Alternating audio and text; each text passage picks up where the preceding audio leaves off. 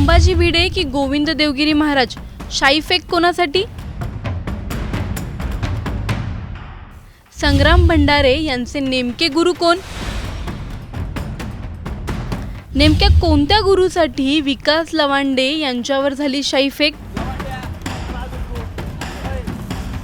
सध्या महाराष्ट्राच्या राजकारणात एकच खळबळ उडाली आहे। विकास लवांडे यांच्यावर संग्राम भंडारे यांनी शाईफेक केली आणि आमच्या गुरुवर यांना काही बोलायचं नाही असं वक्तव्य केलं। चर्चा सुरू झाली ती म्हणजे संग्राम भंडारे नेमकं कोणाबद्दल बोलत आहेत। विकास लवांडे यांनी वारकरी समाजात घुसखोरी होत आहे असं म्हणत एक यादी जाहीर केली होती आणि त्यात गोविंद देवगिरी महाराजांच्या नावाचा उल्लेख आहे। त्याचबरोबर संभाजी भिडे हे संग्राम यांचे गुरु आहेत असं देखील चर्चांमध्ये पसरत आहे।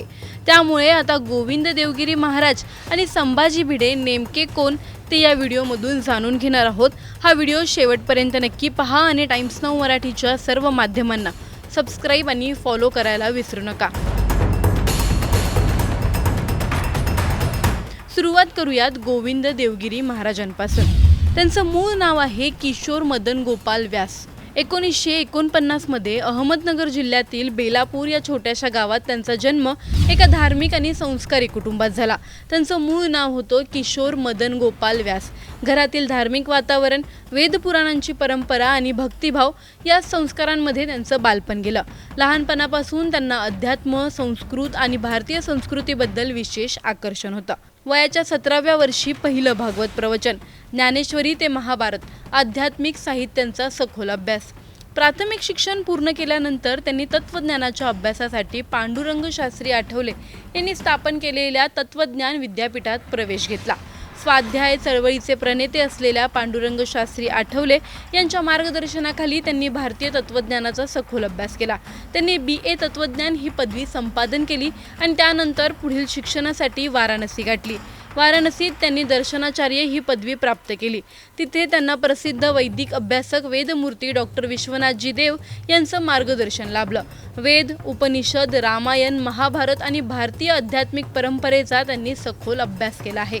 विशेष म्हणजे केवळ 17 वर्षांचे असताना त्यांनी आपल्या मूळ गावी श्रीमद भगवतावर पहिलं प्रवचन दिलं आणि तिथूनच त्यांच्या प्रवचनाच्या प्रवासाला सुरुवात झाली। त्यानंतर गेली अनेक दशकं ते रामायण, महाभारत, ज्ञानेश्वरी, दासबोध, योग वासिष्ठ आणि भारतीय संस्कृतीशी संबंधित अनेक प्राचीन ग्रंथांवर प्रवचन देत आहेत। हरिद्वार येथे परमहंस संन्यास दीक्षा, आचार्य किशोरजी व्यास ते स्वामी गोविंदगिरी महाराज हा प्रवास। त्यांच्या प्रवचनाची लोकप्रियता केवळ भारतापुरती मर्यादित राहिली नाही। नेपाळ, कॅनडा, अमेरिका, ग्रेट ब्रिटनसह अनेक देशांमध्ये त्यांच्या कथा आणि प्रवचनाचे कार्यक्रम आयोजित करण्यात आले। भारतीय संस्कृती, अध्यात्म आणि सनातन विचार जगभर पोहोचवण्याचं त्यांनी काम केलं। 30 एप्रिल 2006 हा त्यांच्या आयुष्यातील अत्यंत महत्त्वाचा दिवस मानला जातो। हरिद्वार येथे गंगेच्या तीरावर त्यांना परमहंस संन्यासाची दीक्षा देण्यात आली। पु स्वामी सत्यमित्रानंद गिरीजी यांच्या हस्ते हा दीक्षा सोहळा पार पडला। तसेच कांची कामकोटी पीठाचे प्रमुख पु जयेंद्र सरस्वतीजी यांच्या आशीर्वादाने हा सोहळा संपन्न झाला। या संन्यासानंतर आचार्य किशोरजी व्यास हे अधिकृतपणे श्री गोविंद देवगिरी महाराज म्हणून ओळखले जाऊ लागले। अयोध्येतील राम मंदिरावेळी नरेंद्र मोदींचा उपवास देखील गोविंदगिरी महाराज यांनी पाणी पाजून सोडला होता। आता वळूया संभाजी भिडे यांच्याकडे। महाराष्ट्राच्या सामाजिक आणि राजकीय वातावरणात संभाजी भिडे हे कायम चर्चेत राहिलेलं नाव मानलं जातं। हिंदुत्ववादी विचारसरणी, छत्रपती शिवाजी महाराजांच्या इतिहासाचा प्रचार आणि युवकांमध्ये प्रभाव यामुळे त्यांची वेगळी ओळख निर्माण झाली। अनेक जण त्यांना भिडे गुरुजी म्हणून देखील ओळखतात। त्यांचं मूळ नाव आहे मनोहर भिडे किंवा मनोहर कुलकर्णी असल्याचं देखील सांगितलं जातं। सांगली जिल्ह्यात त्यांचा जन्म झाल्याचं मानलं जातं। त्यांनी पुण्यातील फर्ग्युसन महाविद्यालयातून शिक्षण घेतलं आणि काही काळ प्राध्यापक म्हणूनही काम केलं। मात्र नंतर त्यांनी पूर्ण वेळ हिंदुत्ववादी विचार आणि शिवाजी महाराजांचा इतिहास युवकांपर्यंत पोहोचवण्यासाठी स्वतःला वाहून घेतलं। यानंतर त्यांनी शिवप्रतिष्ठान हिंदुस्थान या संघटनेची स्थापना केली। या संघटनेच्या माध्यमातून युवकांना इतिहास, शौर्य आणि हिंदुत्ववादी विचार शिकवण्याचं काम सुरू झालं। विशेषतः ग्रामीण भागात त्यांच्या सभांना मोठी गर्दी होताना दिसते। मात्र दुसरीकडे संभाजी भिडे हे त्यांच्या वादग्रस्त वक्तव्यांमुळे अनेकदा टीकेचे धनी ठरले।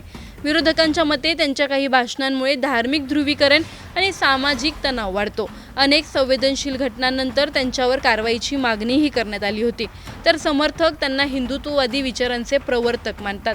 भिडे गुरुजी साध्या जीवनशैलीसाठीही ओळखले जातात. ते अविवाहित असून पारंपरिक वेशभूषेतच दिसतात. माध्यमांपासून काहीसे दूर राहणाऱ्या भिडे यांच्या भोवती एक गूढ प्रतिमाही कायम राहिली आहे. आज संभाजी भिडे हे काहींसाठी हिंदुत्ववादी चळवळीचं प्रतीक आहेत, तर काहींसाठी वादग्रस्त व्यक्तिमत्व. मात्र महाराष्ट्राच्या राजकीय आणि सामाजिक चर्चेत त्यांचं नाव कायम चर्चेत राहिलं आहे. संग्राम भंडारे यांनी गुरुवर्यांवर बोलू नका म्हणत नेमका इशारा कोणासाठी दिला होता?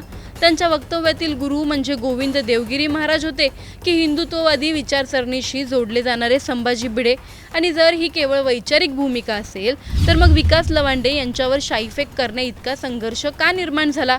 वारकरी संप्रदायात घुसखोरीचा आरोप, हिंदुत्ववादी संघटनांचा वाढता प्रभाव आणि त्यातून पेटलेला हा नवा राजकीय धार्मिक वाद हा फक्त विचारांचा संघर्ष आहे की महाराष्ट्रात नव्या ध्रुवीकरणाची सुरुवात?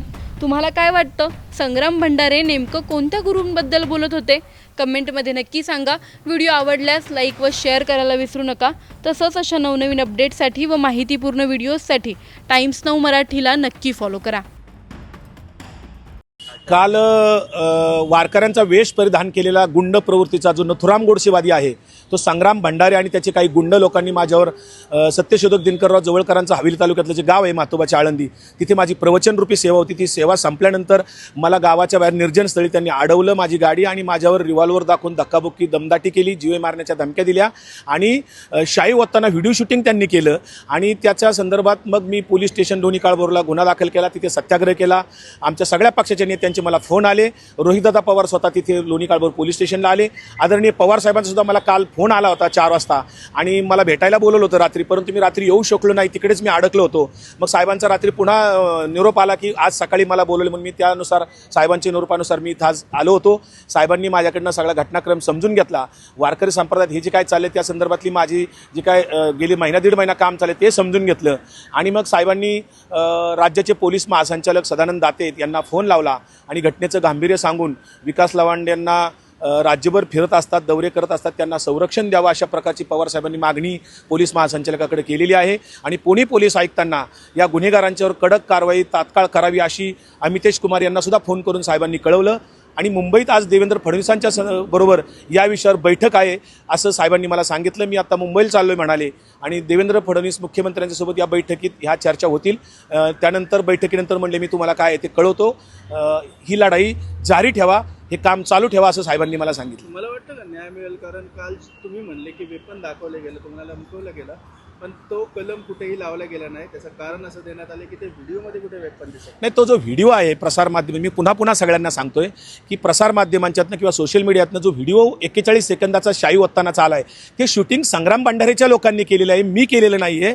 त्यांनी फक्त शाई ओतण्याचं शूटिंग केलं, पण शाई ओतण्याच्या अगोदर जे 2 मिनिटं त्यांनी काय दादागिरी माझ्यावर केली, धक्काबुक्की केली, रिव्हॉल्वर मला 2 जणांनी दाखवले. हे शूटिंग कोण करणार होतं? कारण माझा मोबाईल माझ्या गाडीत होता, माझ्या ड्रायव्हरला त्यांनी एका बाजूला धरून ठेवून त्याला मारहाण करत होते, त्याचा शर्ट फाटलेला आहे. हे सगळं जे काय आहे पोलिसांना मी सगळं सांगितलेलं आहे, माझ्या स्टेटमेंटमध्ये ते सगळं दिलेलं आहे. आता मला न्याय मिळेल का नाही मला माहीत नाही आहे, कारण या राज्यामध्ये वर्षानुवर्ष न्याय मिळत नाही. अनेक महिला मुलींच्यावर अत्याचार चालल्यात, बलात्कार चालल्यात. गेल्या 10 वर्षामध्ये किती बलात्कारी लोकांना फाशी झाली हो गेल्या 10 वर्षात? मला तर एक दुसरी सुद्धा कुठे दिसत नाही की याला फाशी शिक्षा झाली. त्यामुळे इथे कायदा हातात घेण्याचे प्रकार त्यामुळेच वाढले, कारण कायद्याची भीतीच कोणाला वाटत नाही, कारण न्याय लवकर मिळत नाही आहे. त्या पद्धतीने कालची जी घटना घडलेली आहे यांना कायद्याची भीती राहिलेली नाही. वारकऱ्यामध्ये जे घुसखोर आहेत हे गुंड प्रवृत्तीचे आहेत, काही धंदेवादी आहेत, काही मनुवादी वर्णवर्चस्वादी आहेत. मी जी 20 घुसखोरांची नावं जाहीर केली हे मनुवादी आणि वर्णवर्चस्वादी लोक आहेत, कर्मकांड मानणारे लोक आहेत आणि भाजपाचे स्टार प्रचारक आहेत.